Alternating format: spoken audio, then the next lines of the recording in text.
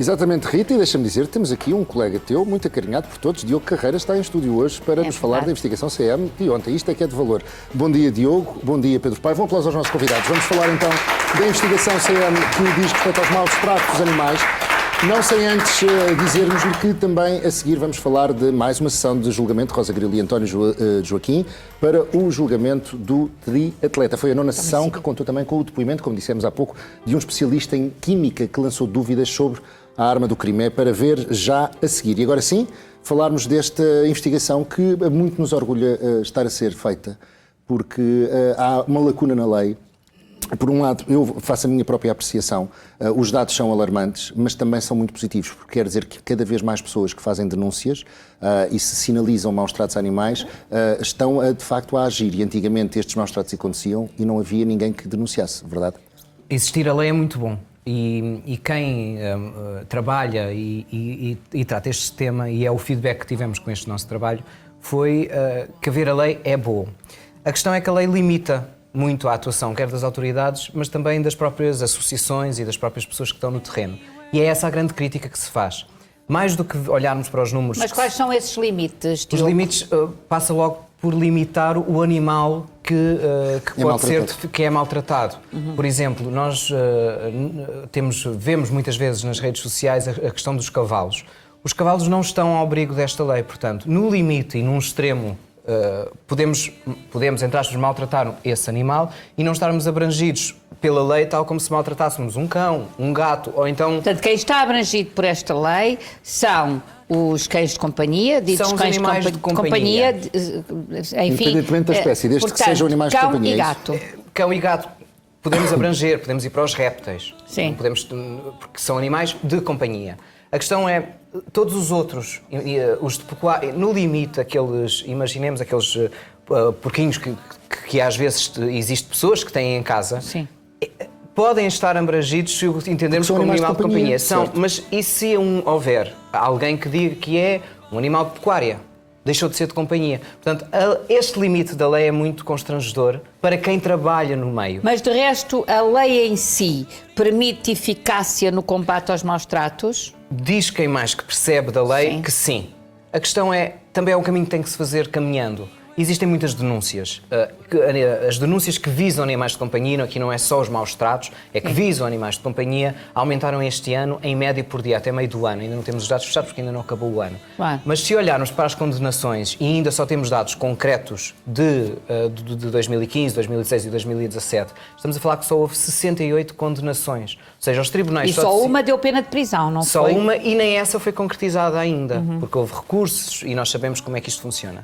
Mas, por outro lado, e esta é a parte positiva, há um avanço claro da lei. Nós contactámos com algumas pessoas que, imagina, eu vou falar no abstrato porque são casos que não se pode falar no concreto. Houve uma determinada pessoa da Justiça que tomou, no início desta lei, uma determinada resolução em relação a um caso específico de maus tratos. E a resolução foi o que se chama apenas provisório de suspenso do processo. Hoje em dia, essa pessoa diria, se fosse hoje, eu já não fazia nada disso, eu condenava a pessoa. Claro. Portanto, há toda também... Portanto, a pena suspensa ou uma mera multa pode significar uma certa impunidade. A multa, eu não acredito que a multa possa ser essa impunidade, porque a multa está prevista na lei. O que me parece está prevista na lei, mas depois as pessoas não as pagam.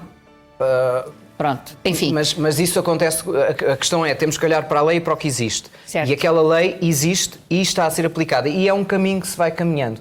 Mas há outros limites, que é uma das nossas reportagens, e as associações sentem muito essa falta, que é, por exemplo, eu pratico determinado crime, sou suspeito, e que está relacionado com armas, eu não posso ter arma. O porte-arma é suspenso para mim, eu não posso ter arma comigo, certo? Neste caso não há previsões de medida de coação. Se eu sou altamente suspeito ou indiciado de maltratar um animal, eu posso, durante o meu julgamento, se continuar a ter animais. Posso ir adotar outro animal. Não existe essa medida, essa possibilidade. Pelo menos a lei, cadastro, sem dúvida. A lei não é clara nisso. Por exemplo, porque não haver medidas de coação. E depois existem grupos que atuam sozinhos e que muitas vezes as pessoas até ficam contra. Mas na realidade eles existem. Mas atenção, porque o IRA não atua sozinho. Vamos ver o IRA, mas o IRA também atua... Grande parte dessas associações já atuam em parceria com as autoridades. Isso é muito importante. Mas Precisamente, a Investigação CM acompanhou de perto o trabalho do IRA, Intervenção e Resgate Animal. Vamos ver.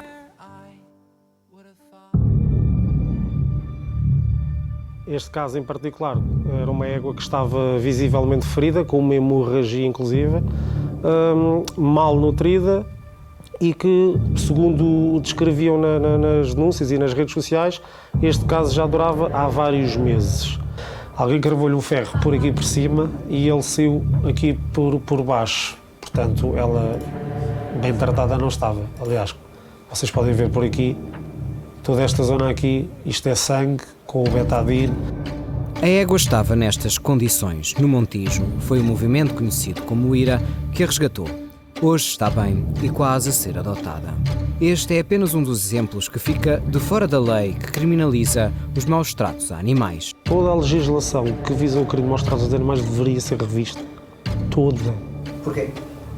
A começar na distinção dos animais da mesma espécie, a não aplicação de outras espécies e a total incapacidade de formação, de logística dos organismos supostamente responsáveis pela aplicação da mesma. O IRA prefere manter o anonimato para continuar discreto. Nas operações de resgate está normalmente acompanhado pela PSP ou GNR. Isto do amor pelos animais e pela causa animal, e entenda-se causa animal não o trabalho que as associações fazem, em particular fazem há muitos anos, mas sim esta novidade agora que surgiu, este boom de toda a gente agora quer proteger os animais e denunciar crimes de maus tratos. Isto tudo agora parece o crime da moda. E as pessoas não conseguem distinguir, muitas das vezes, quando é que existe dolo, quando é que existe negligência. Acham que negligência é simplesmente deixar de alimentar ou de prestar cuidados essenciais para os animais. Os resgates acontecem em situações de emergência, tanto que as denúncias não provadas só põem em causa a defesa dos animais. Este membro do IRA não esquece as imagens que já presenciou. Na memória está um caso em que o animal não sabia o que era estar deitado. Este vídeo, nos inúmeros vídeos que já vamos reunindo de resgates e não só, este vídeo aqui foi um dos que me chocou mais. Este aqui tratava-se então da tal labradora que esteve toda uma vida acorrentada a uma parede, impossibilitada de se deitar para descansar, para o que quer que fosse. Como vocês podem ver, o estado do pescoço da cadela. Tudo isto aqui é carne viva e vocês vão conseguir verificar mais à frente no vídeo o estado do animal quando foi recepcionado pelo hospital veterinário. Como ser humano, quando encontras essas situações, qual é o teu sentimento? Negativo, completamente negativo. Sou completamente assoberbado por uma nuvem muito cinzenta, muito tempestiva, mas tento controlar as minhas emoções ao ponto de não me tolerar o discernimento. Mas é difícil.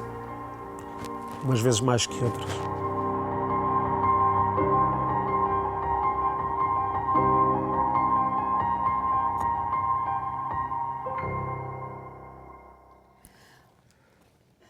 Pedro, vimos aqui uma entrevista com um dos facilitadores do IRA, portanto, uma das pessoas que gera este movimento de intervenção e resgate animal. E ele diz aqui uma coisa curiosa, isto também é uma causa que parece estar na moda. Tu tens essa ideia?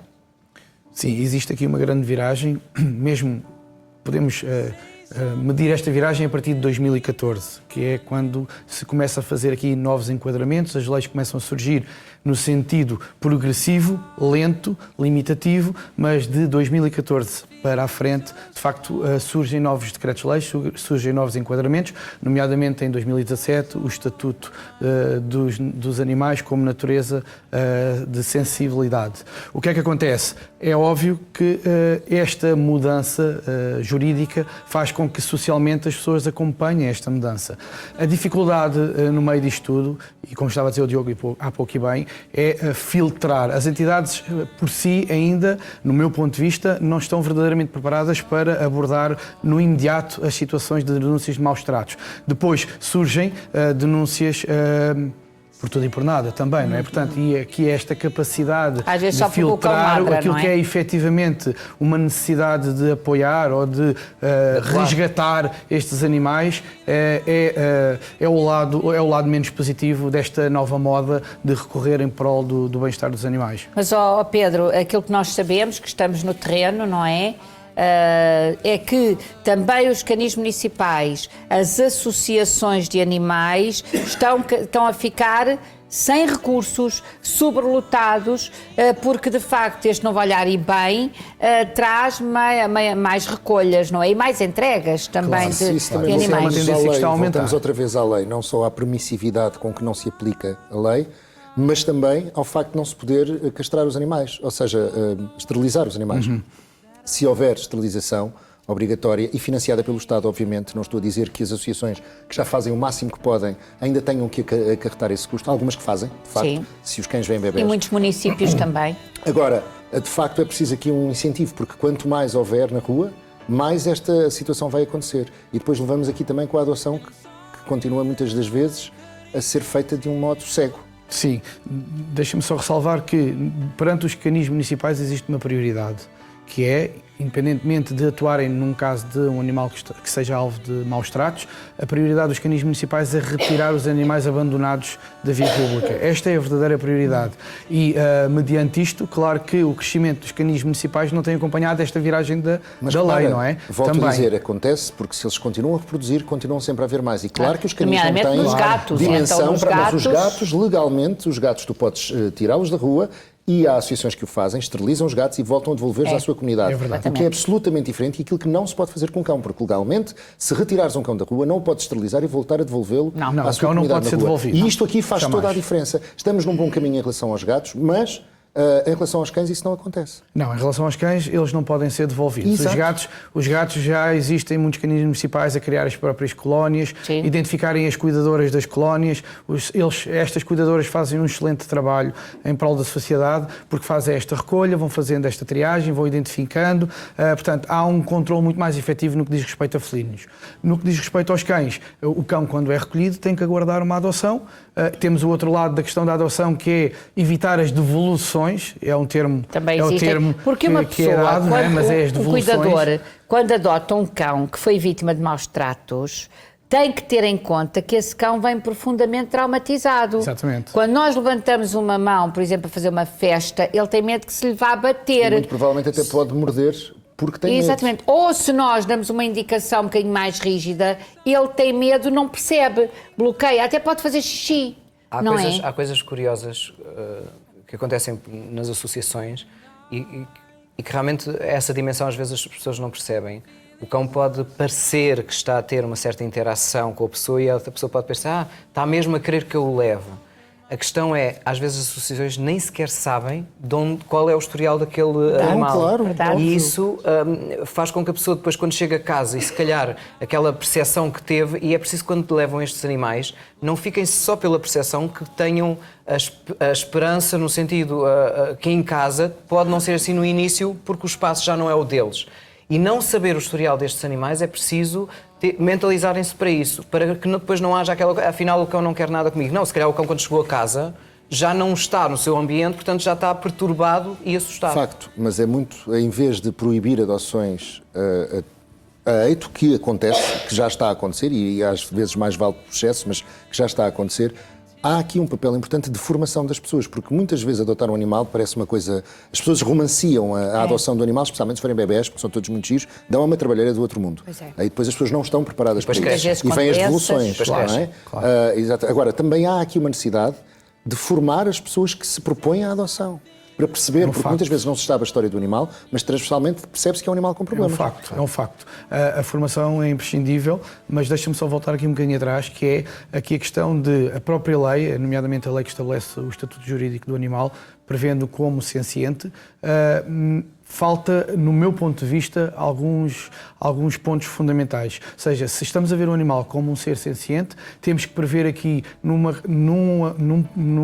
medida de um animal que foi de mau trato, avaliar antes, ou prever um estatuto especial para este animal de maus tratos. Ou seja, haver um acompanhamento, ou a lei prever que este animal tem que fazer uma triagem específica através de uma avaliação, porque estamos a descurar... Pode não estar apto para ser adotado, é isso? Não é? Portanto, ou seja, ajudar as associações neste ponto essencial, que é quando negam a adoção, ela estar sustentada em termos legais, não é? Portanto, e a parte psicológica do maltrato não está prevista em momento algum neste... Mas preocupamos todos muito com a nomenclatura de que já não somos donos, somos só tutores e cuidadores. Não, o problema é que se fores à lei 8 de 2017, que é que prevê o estatuto jurídico, o animal continua a ser remetido como propriedade, como uma coisa. Tivemos aqui uma situação em que tivemos um juiz precisamente a falar nisso. Eu transcrevi um artigo que é aquele que mais me deixa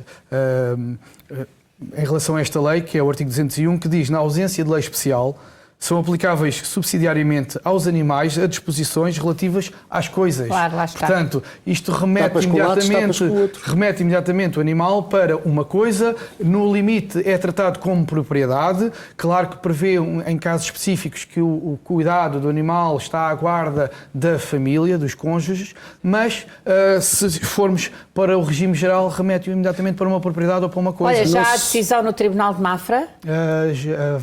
Creio que estará para breve. Bom, queremos saber. Estamos a falar em relação a um caso de um casal que está em divórcio e estão ambos a pedir a custódia não partilhada. Mas isto lá está, existiu por parte deste juiz uma sensibilidade de acompanhar a lacuna que está na lei. Sim, mas eu entendo e fui ouvindo muita gente a falar das lacunas da lei, mas há uma coisa que as pessoas têm que meter na cabeça e perceber. As leis são usadas perante a nossa realidade. E se existe uma lei que criminaliza os maus-tratos a animais, as pessoas têm que perceber que essa lei criminaliza os maus-tratos a animais. E há formas de atuar. E eu digo isto porque não fazem ideia, só eu, como pessoa, as dezenas de situações que tive que ir desmistificando e que depois chega a lado nenhum. Se as autoridades já têm poucos meios, estarem a gastar para encontrar situações que esbarram depois em situações, em nenhuma situação, é extremamente desgastante. E isto, de onde é que isto vem? As denúncias feitas online, porque eu acho que se a lei é para criminalizar os maus-tratos como se fosse outro crime qualquer, eu quando vejo algo na rua que me parece uma discussão, eu não vou filmar essa discussão e dizer há aqui uma situação de violência doméstica, de violência entre pessoas. Portanto, não a denunciem nas redes sociais. Denunciem junto às autoridades, nem precisam de ir a uma associação, podem ir diretamente às autoridades, com a documentação que têm, e entreguem. Que isso é garantido que vai acontecer essa investigação. Percebo. A questão é, ao porem nas redes sociais, tem dois efeitos. Primeiro, não é claro o que é que está a passar-se. E se há um crime de maus-tratos, essa pessoa sabe que está a ser denunciada. E se há uma investigação, essa investigação vai ser altamente contaminada. Claro, porque a pessoa pode-se prevenir. Vai-se prevenir. É. Portanto, então, para depurar a mensagem, não publicar nas redes sociais, ajudar e fazer a denúncia diretamente a quem de direito, para não pôr o agressor numa situação de vantagem. De defesa. Porque se eu sei de que forma é que me podem vir falar e acusar e encontrar, eu obviamente vou até posso tirar o cão dali. Posso simplesmente até Diogo, eu sei que esta investigação te afetou. Tu já passaste por muitas situações de grande envolvimento, e de emoção. De dor, de emoção, realmente... e esta afetou-te. Sim, e não é que eu seja... Eu digo isto de uma forma não positiva. Eu não sou uma pessoa que tem cães e gatos em casa. Mas não tens que ser. Não sou. E emocionou-me. Há ali uma parte da entrevista que eu dei por mim emocionado.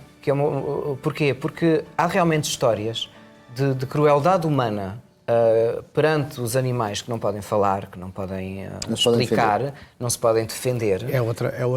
Desculpa interromper, é outra falha que está prevista na lei. Ou seja, se não conseguimos retirar o testemunho do ofendido, tratando-se É do muito animal, difícil. tem Será que haver uma impossível forma de sempre. tentarmos contornar isto. E realmente ver a capacidade da crueldade do ser humano é realmente muito doloroso perante algo que é um ser vivo, que é um ser e que não se pode proteger.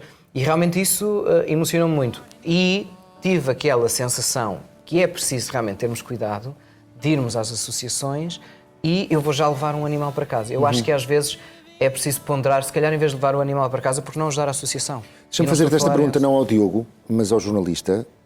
Qual é a intenção desta investigação? Primeiro, sensibilizar ao máximo que existe meios para proteger os animais. Não vamos julgar, existem meios.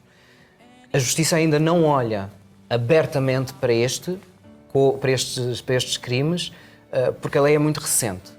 5 anos é recente para uma lei. E terceiro é sensibilizar as pessoas de que há formas de atuar para proteger os animais. É preciso proteger os animais, é preciso fazê-los das formas corretas. E como disse o responsável pelo IRA, e ele tem esta paixão e trabalham diariamente sobre o tema, esta moda de ajudar os animais não pode ser uma moda. Tem que ser uma coisa com regras, com formas de atuar, e as pessoas têm que entender que a forma de eu atuar vai ajudar a que determinados animais sejam salvos e ajudados. Não podemos estar Dar o ouro ao a bandido. bombardear tudo e todos para todo o lado, porque senão a gente perde-se. A intenção é continuar Claro. nesta investigação? Claro, e eu acho que com denúncias bem feitas e bem documentadas conseguem-se fazer Por trabalhos. exemplo, há algum e-mail que quem sabe destas denúncias ou filmou as denúncias e em vez de as pôr nas redes sociais... Podem-nos mandar para o nosso e-mail, eu sou cm@cmjornal.pt. Eu sou cm@cmjornal.pt, é o e-mail para onde podem enviar a todos os casos maus-tratos que presenciaram, que filmaram ou que sabem, que sejam bem E documentados. até situações que queiram partilhar connosco que estejam com queixas apresentadas. Essas situações Que estejam pendentes. Casos mais que suspeitos que estejam a ser investigados, se quiserem partilhar connosco, porque às vezes falta também esse follow-up dessas situações. Claro que sim. Mas, mais uma vez, há situações na internet que parece o que são, parece determinadas situações, e que as autoridades já lá foram 2 a 3 vezes e concluem que não há maus-tratos nenhuns e que os vídeos, de certa forma, são adulterados ou manipulados. É preciso muito cuidado com essas situações. É sim. Muito obrigada, Diogo Carreira. Muito obrigada, Pedro Paiva. Aplauso aos nossos convidados. Um aplauso. Sabes que estas situações eu fico assim um pouquinho, às vezes, Sim, também é verdade, perturbada com estas situações.